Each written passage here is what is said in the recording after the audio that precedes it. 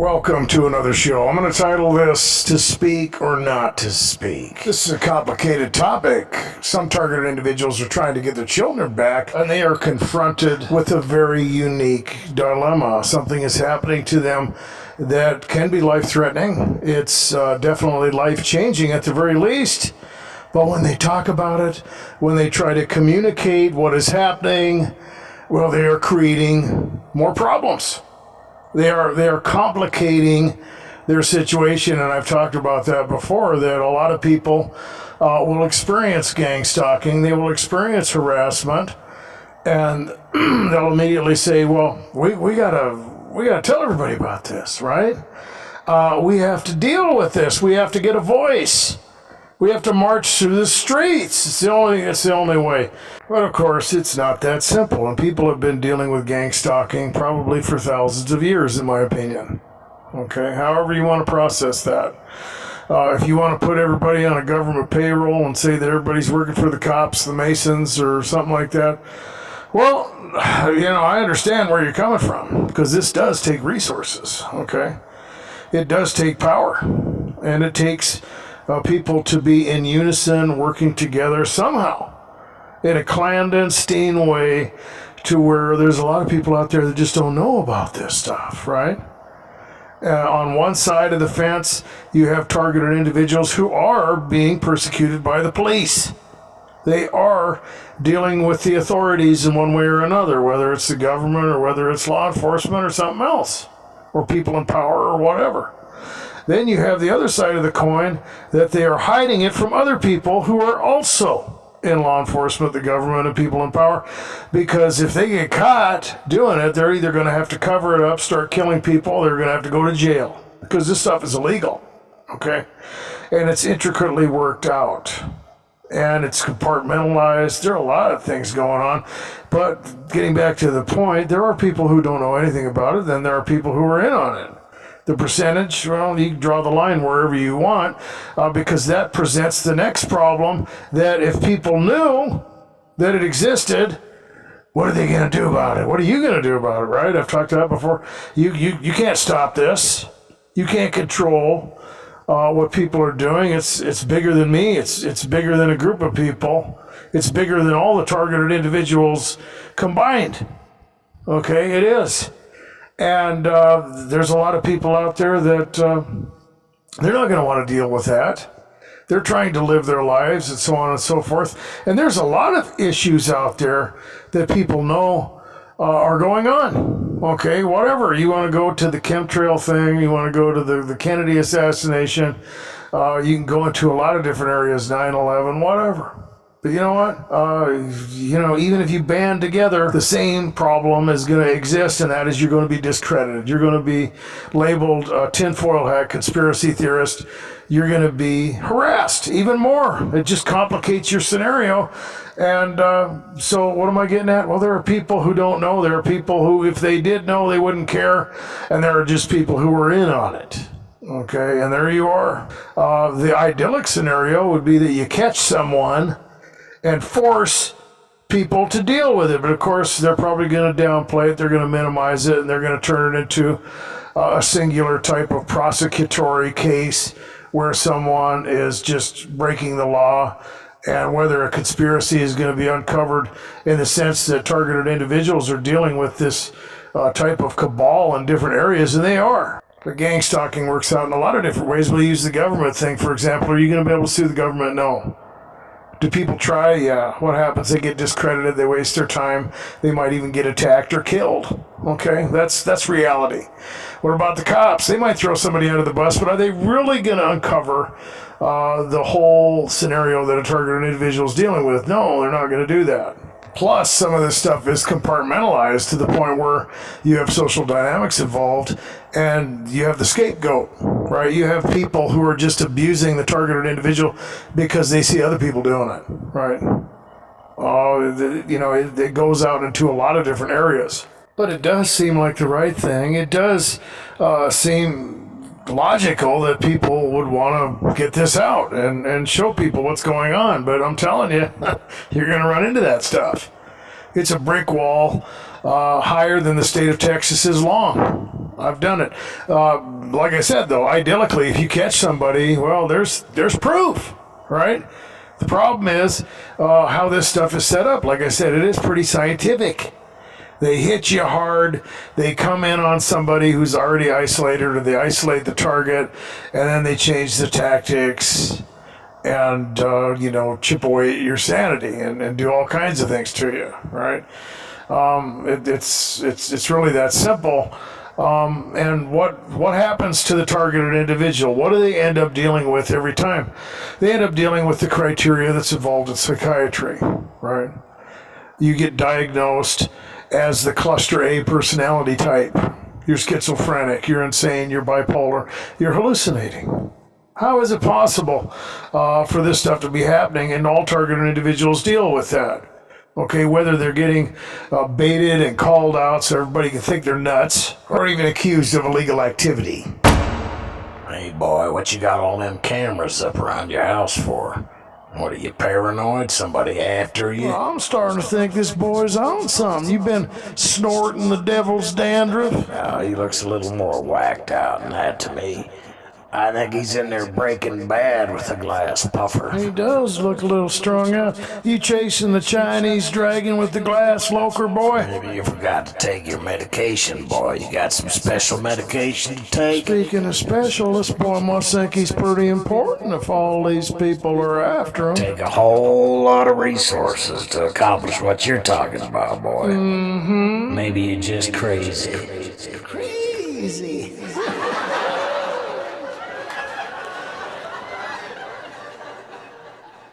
There are a lot of possibilities for the targeted individual. None of them are good, and it feeds into all the mechanisms. You could be discredited, you could be accused, it can be used for recruiting people, you can lose your credibility in your family, at your workplace, in your peer group.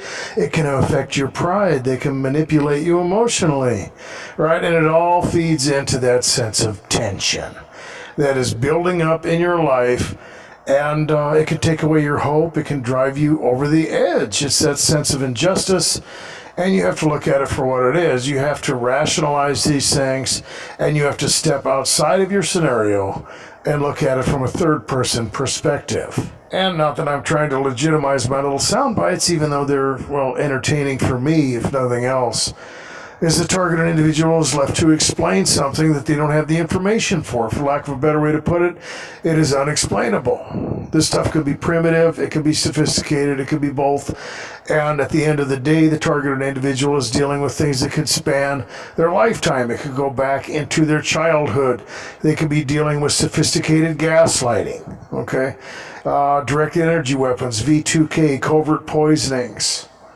Innuendos. There could be a little trick and a treat around every corner. Some targeted individuals are dealing with very intense harassment that is following them everywhere they go. And the motive is the same, and that's why I make these videos. You need to process the information properly. Okay? They want to hinder you. They want to push you over the edge. They want to ruin your job. They want to obfuscate the illegal activity by putting all the blame on you and making you look like a nut.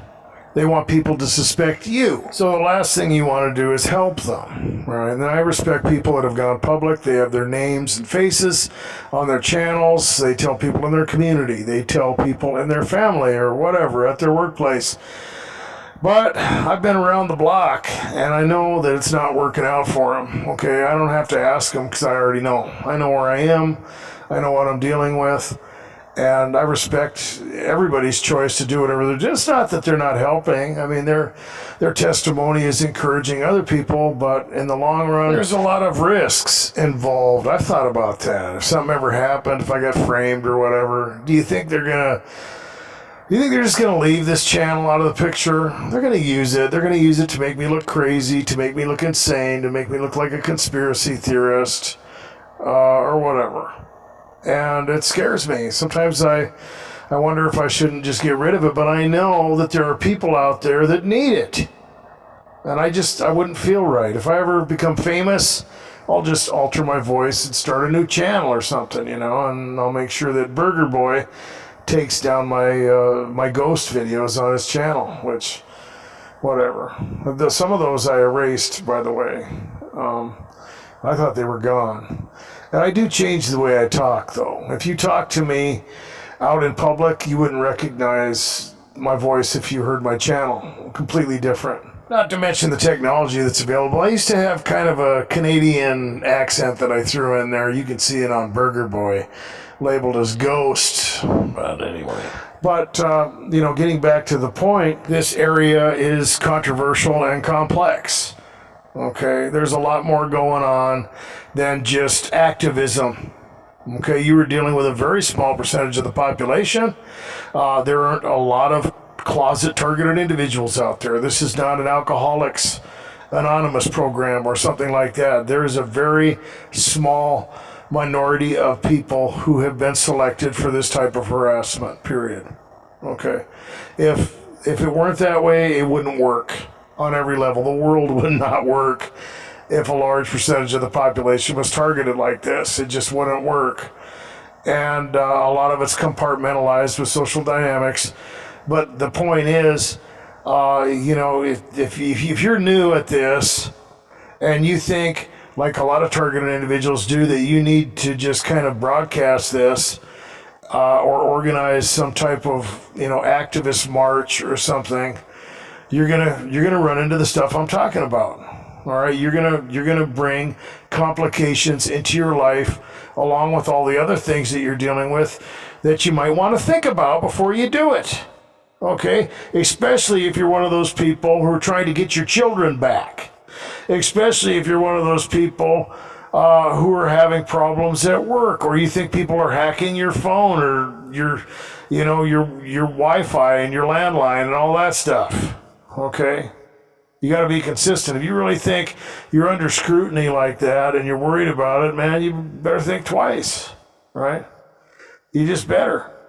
It can be a good way to use disinformation on your side of the equation, right? I have phone conversations with other targeted individuals who do that, and they've let me know that a lot of times when they're talking to me, they're not really just talking to me. Some of the information that they are relaying to me is disinformation for anyone who might be listening. Okay. You can switch up stories. You can, put little details in there, and you can put bait out there in case someone tries to mess with you with street theater or innuendos. And guess what? You're going to know exactly where it came from. It can be useful for stuff like that. I guess Myron May would be the best example. It was educational. It was an honest, compelling testimony. It showed just how relentless gangstalking can be and how quick it can drive someone over the edge. And it also revealed the attitude of people who, for example, Dr. Grande critiqued his video. Okay, the guy was cracking jokes about it, right? This is a man who went to school and has dedicated his life to helping out individuals with mental problems, with mental illness, right? And not only was it unprofessional, to me it revealed that I don't think he really believes what he's promoting.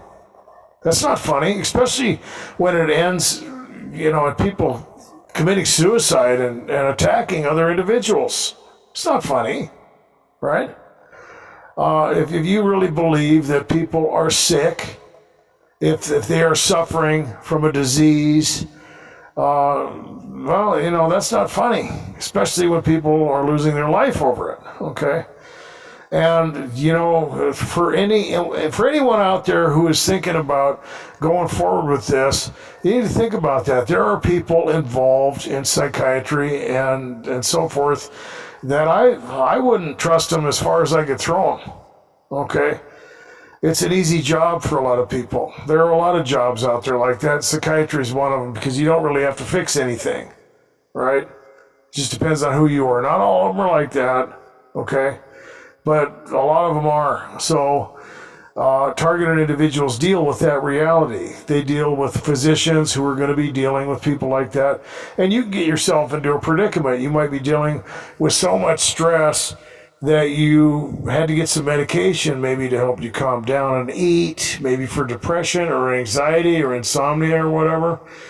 And you might be tempted right? You might be in one of those places where you're going to talk about it with, well, what's really going on? You know, the guy seems nice, or the woman doctor seems friendly and trustworthy. And what's going to happen? You're going to say something, and they're going to send you down to the cracker box to tell someone else about it, another kind of doctor, you know.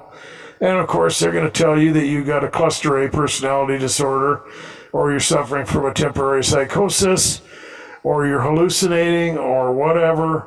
And if you come out of the box and you're one of those targeted individuals who's experiencing heavy harassment, well, now you're going to be on paper, right?